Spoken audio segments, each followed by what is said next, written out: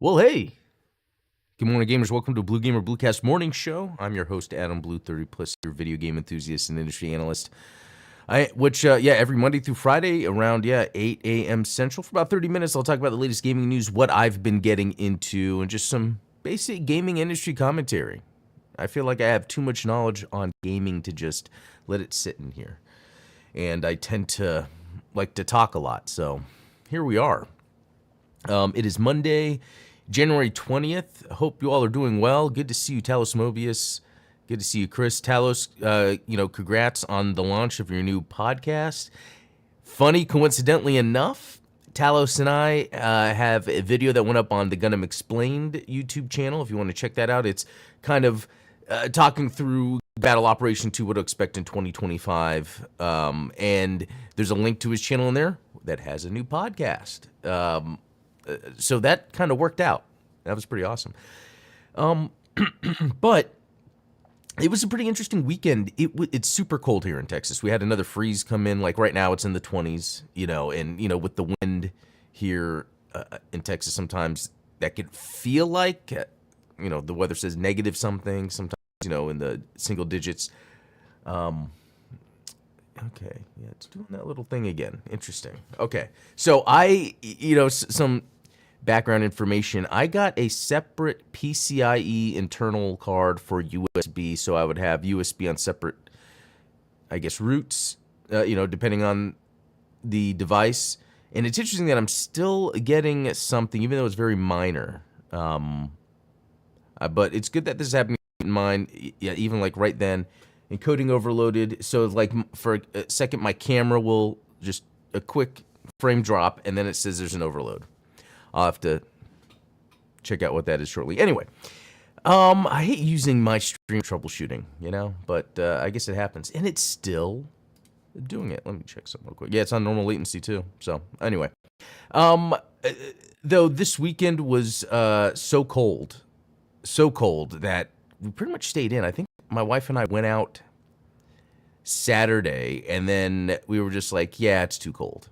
And then my son had a friend sleep over, and then they went outside, and they're like, yeah, it's too cold, and stayed in. So I think that's why it ended up being such an awesome weekend of playing video games. I can't wait to share everything I did, despite this little frame jump that this camera does. And I'm actually, in my mind, as I am doing the show, I'm getting troubleshooting ideas for what to do to fix that. But let's go to screen share. What a crazy weekend of playing video games. I don't think I've played this many video games in such a long time.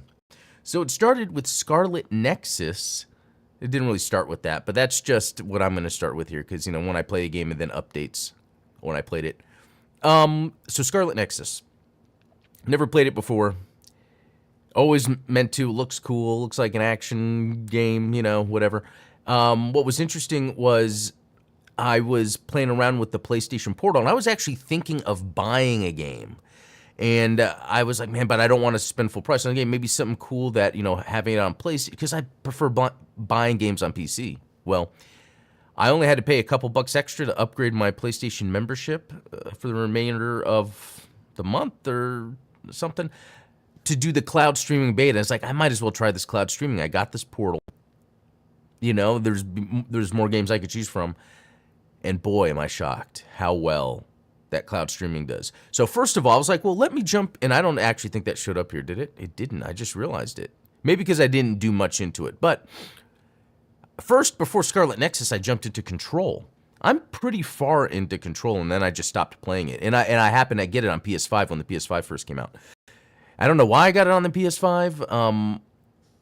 I usually avoid getting a game on PlayStation unless it's an exclusive or just a good deal, and I don't care to have it on PC.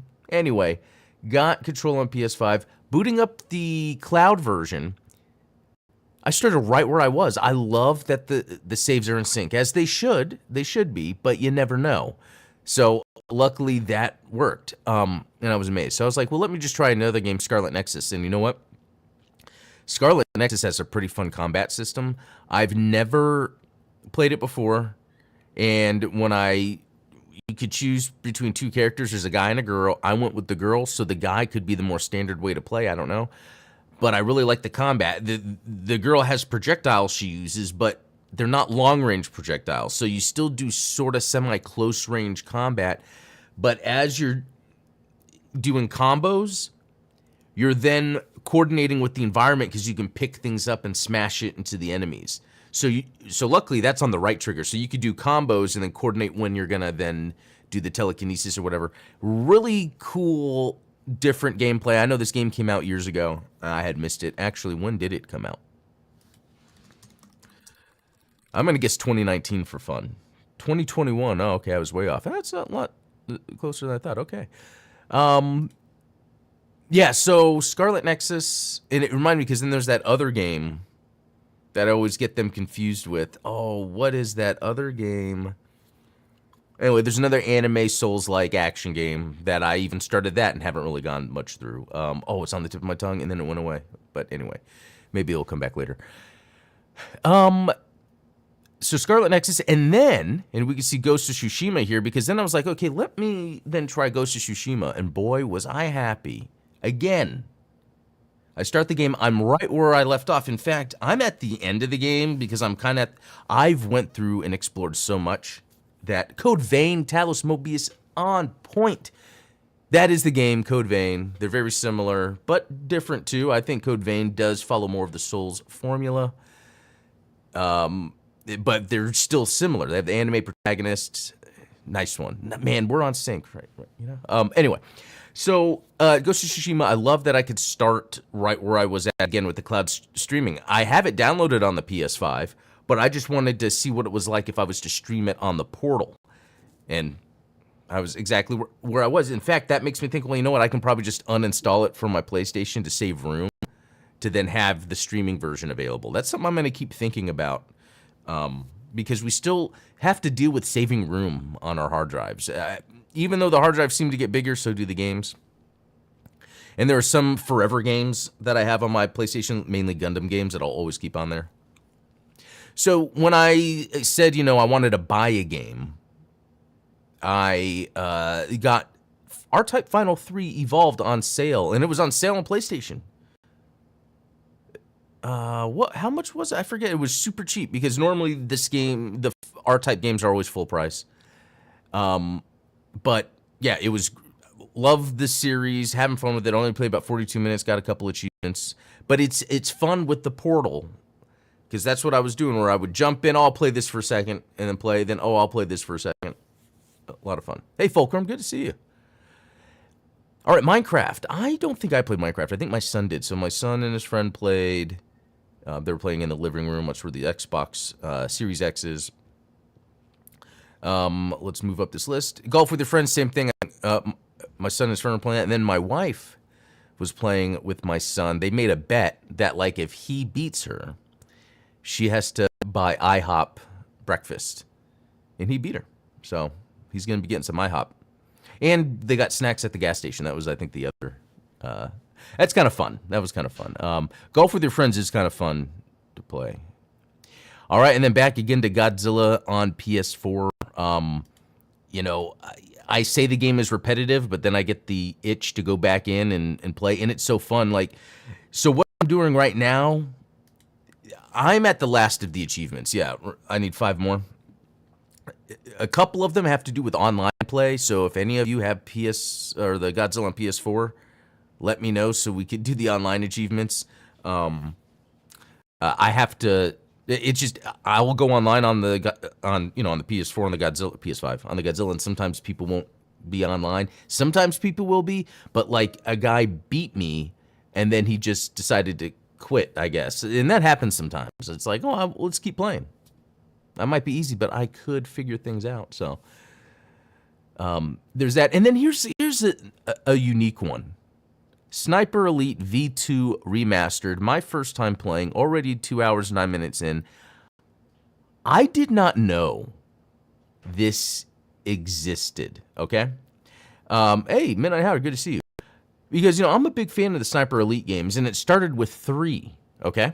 So 3, then I played 4, then I played 5, then I went back and played through 4 again on PC, because I had played it on Xbox before. And in 2019, and I always associate milestones in my life with gaming. Like, the Dreamcast dying was that pivotal time in high school for me. When pretty much the Dreamcast was we could tell that it wasn't gonna be around anymore. It was a pivotal time in high school for me. It's just one way I bring it up. Or when I think about what I did at a certain time, okay, what consoles came out then, So 2019 for me was when I not only started my new awesome job that I currently have right now, that I hit 6 years today. This year. Love that job. Been there for 6 years, but we moved into our house that year. And so it's crazy to think that I had no idea Rebellion released a remaster of Sniper Elite V2. But you know what? When I would see V2, I always thought it was just some knockoff third party, not really, just another company capitalizing on Sniper, and they just called theirs V something. I don't know why I thought that. And it's because I don't care about sniping. I don't care about sniper games. Like Sniper Ghost Warrior, I don't care about that. The reason the Sniper Elite games work is because it's just open-ended action. Now, coming back to Sniper Elite V2, again, first time playing it, it's not open like 3, 4, and 5. But the remaster looks great, and I think it controls well, considering by this time there would be more to more modernization that would be in controls and UI that's missing in Sniper Elite V2. I'm having fun playing it, but there's just so much less about the game, and it is more about sniping. It's very linear, and it's like you go here, do this, and then, oh, here's a bunch of guys you got to snipe. So I'm saying this because I don't know if I will actually complete the game, just because it is not the exact gameplay experience I want, but I was just shocked that it existed. So here's the other random thing. I got it on PC, and I was actually debating, should I buy it on PlayStation or PC? But PC, just because it's a 2019 release. I wanted to take full advantage of PC during that time versus, handheld, like a PlayStation. I didn't know what to expect. And on PC, these games are pretty cheap. So what I did was I got the ROG Ally out, which, since I'm now in this handheld gaming thing, and I downloaded it and played it on there. It looked and ran good, except it didn't meet my level of satisfaction when it came to draw distance. It's a sniping game. Even though, again, I'm not big on sniping, I use the ability that's in these games where you use your binoculars and you kind of do field work first. You're kind of, or research, or I don't know what I'm trying to say, where you kind of scope out everything that's going on, tag things you need to do, kind of come up with a plan. It was harder to do that because it just looked like a mess. So then I was like, well, let me use Steam Link and stream Sniper Elite V2 on my PC onto my ROG Ally. And it was perfect. It was perfect. It looked like I was playing it on my gaming PC. So just so funny that it happened after getting the PS Portal, taking advantage of the Stream Link. Game streaming is the future, at least for me. I'm going to continue to leverage it. It is just, I'm telling you, because when I guess when I play video games, I mainly play on my computer, and this is where I work, and this is where I edit videos. I don't like to be here all the time. I've made the living room as much of a sanctuary for me to play video games as I can, but I still want to keep it, for the family. So the way the TV's situated is not the best for gaming, but it's best for having a bunch of people watching TV. If, I guess, in the future, if we got to a point to where I could redo the living room, I would take the TV off of hanging on the wall. I'd put it down a little lower. I'd kind of rearrange. I'd have video chairs. But at the same time, the big screens to play video games, I grew up playing it, on smaller screens. So being able to hang out in the living room with the ROG Ally or the Steam or the PS Portal or the Switch is a great way for me to escape from my office, be elsewhere in the house with others, and play some games. This was fun. It was like Saturday night, kicking back. I had my phone playing a live stream of Ashton Forbes, physicist dude, about, 0 Point Energy, and then I had Godzilla playing on the TV in front of me, and I'm just sitting back on my PS Portal playing. It was a great Saturday night, I gotta say. Okay, you know what? I need to play Luma more. I just haven't had a reason, but I have the Fire Stick. I should plug that in on the upstairs TV. Yeah, and Netflix has the game. It's crazy because and that's funny that you brought that up because I've played a few of them where it then asks you to take out your phone and use it as a controller. That's a step in the right direction, but there needs to be a way, even if you were to Bluetooth your controller to your phone, and then that would then communicate with the game. Yeah, you know what? I need to do that. I need to test out Netflix more and Amazon Luma because I do have a lot of Amazon games. Is it Luma? Amazon Luma? Or Luna? I don't pay attention. Yeah, Luna. Okay, Luna. Oh, it has even Fortnite on there. So, yeah, I have the Fire Stick 4K. I need to plug this into my upstairs TV, and then look at all the games I got on here. It's great. House of Golf 2. Here's a new golf game. Anyway, so heading back, round up what I was playing. It was a crazy weekend of just playing a bunch of different games, just having fun. Again, it was so cold outside that we weren't outside much, so it really gave me an excuse to sit in and play video games. I'm trying to think if there's anything else I played that might have not been picked up by the Exophase here, but nope. I guess I didn't really talk much about Gun and Battle Operation 2, but it's more of I'm playing to reacclimate myself. They have the things I like about it called the situation battles, where on the weekends they'll have a match where it's based on a moment in one of the shows or the series or the movies, and you are whatever mobile suit. You don't get to choose your mobile suit, basically. I kind of like that. And you have to work with what you have, and you can recreate battles from the shows. It's pretty cool. Okay. So I think that's it for what I've been playing, right? I'm not missing anything. The first Berserker Kazan demo, I remember, if you guys remember, I was playing that Friday. I uninstalled it, but I decided to reinstall it because my brother told me when you play it, it actually carries over your progress for the main game. So I'm like, I might as well just see how much more I want to play through it. Because if you guys remember when we were watching it, it looked really good. Like it was tight. And I think that's the main thing that can make a game that plays like any other game stand out, is it feeling really and looking really tight. And that first Berserker Kazan, it really nailed that. Even though I'm sometimes tired of the Souls. It's like, if I'm going to play a Souls game, I'm going to wait for the next Souls game. And Neo was interesting. There's a little bit of Neo in here. I think Neo was in the Surge, or the two Souls-likes that were able to break from that mold and kind of be their own thing. I would love a Surge 3. That was weird. I just heard something shut off. That was probably the heater. Okay, let's jump into some news. I grabbed a few bits of news. This, I haven't heard of this, Code Violet. It just reminds me of Aliens when I see this. A game called Code Violet, announced for PS5. That's interesting. Does that mean only PlayStation? Which is interesting, but it doesn't say like if it's like Sony is paying, or this is just the first reveal and then later. Anyway, I don't know what to think. It looks good, but then like narrative-wise, in terms of there's high production value for the narrative.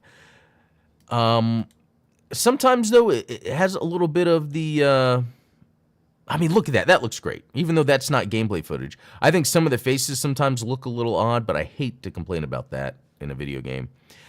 So anyway, this is look, a T-Rex. This is supposed to be a third-person action game. And it looks cool, but I'm going to have to wait and hear more. Actually, I'll be keeping this on my radar because this kind of came out of nowhere. Third-person action game has a look of Aliens, and we saw a T-Rex. Just curious just PlayStation 5? Yeah, because are they the only place that has, it comes out in July. So if I was to search, no, not Google Lens. Oh, come on. I'm bad at internets. Let's see. Where's just the search? Yeah, there we go. Is it really just PlayStation? Developers don't want it coming to PC because of the risk of sexual mods. Interesting. Interesting to think a game developer doesn't want a game released on PC because they want people modding it. I mean, sure, they said specifically sexual mods, but really the point of a mod is to be able to do whatever you want with a game. Unless they're trying to create a cool story narrative and they don't want that to then be the thing and then it's that. And I can maybe understand that. Kind of like how Tomino complained about people that liked Gundam after Gundam came out. Interesting. Yeah, we'll come back to that. I'm going to keep an eye out in this game just because it looks like a cool third person. Hey, look at that. Velociraptors and an alien. And there's the T-Rex right there. And that looks like some Geiger-esque design. I'm telling you, I want to be positive. I'm totally going to check this out, but at the same time, this looks like something that could end up just being nothing. But I don't want to be mean. That does sound mean. Okay. What are some other things I came across? Let's see. Yeah, this week's was the Black Gundam, something that Midnight Hatter would enjoy. Yeah, that's true. It's all Zeta stuff. It's that moment where Camille stole the Mark II. Okay. Here's something I just put on my wish list because it says it's coming out on Steam on PlayStation and Switch. Never heard of it, Ender Magnolia, but it did say it came out March 2024, but it's an early access game, and it is an early access. So this is the kind of news I like because this means there's a game that was in early access that's about to come out of it. So I added it to my wish list. I guess I could buy it right now, but I'm going to wait for it to... Anyway, the point of this is this looks cool, and this is a Metroidvania. Sometimes I complain about Metroidvanias, but I kind of like the art style here. It's almost... okay, there's some, platform mechanics. I feel like it does a good job of differentiating. Like, look how there's, like, the orange and the browns, but then over here, the reds, the purples. That's something I need in games a lot, and I think in, like, Castlevania games, they do a good job of that. When you're in the castle going from area to area, they make them very distinct, and I enjoy that. And this seems to be doing that. Yeah, a Metroidvania, dark fantasy, action. Ender Lilies. Oh, okay, because I have Ender Lilies. I tried it, and it seemed pretty good, and I just moved on. That might make me go back and then play that then. Wow, overwhelmingly positive reviews. That's great. I'm going to come back to this one. I'm very interested. Okay, Astrobot is getting a surprise edition, potentially with mystery cameo bots. Okay, Astrobot is getting another speedrun level. It's so crazy how as much as good as I think this Astrobot game is, how much I just don't care, don't give a F about speedrun levels. It's like when I'm playing a game, I'm never thinking like, oh, how fast can I do this? I think it's different if like I've played through a whole entire game, beaten it, and then I want to master it, be like, okay, let's do a speed run. But when it's like a built-in speed run, like the point of it is just to be as fast as possible, I feel like all agency has been removed from me, and I don't really care about, I don't know. I played the December Christmas level they came out with that was not a speedrun level. So fun. Played it on stream, shared some pictures from it. That is the Astrobot I want. Yeah, because the game already got 5 free speedrun stages as DLC. I didn't bother. And it's because it's fun. Like, and here's like a little video to show. Like, it's fun, right? Because you're using the tools that you've got in Astrobot to navigate the world and navigate like the different obstacles that you learn about through the main game. But it's really just to go as fast as you can to the end. Like, if I was to strip down the essence of what I'm actually doing, I don't care about that. Like, if I look at Sniper Elite and I'm thinking, okay, strip down, what am I trying to do?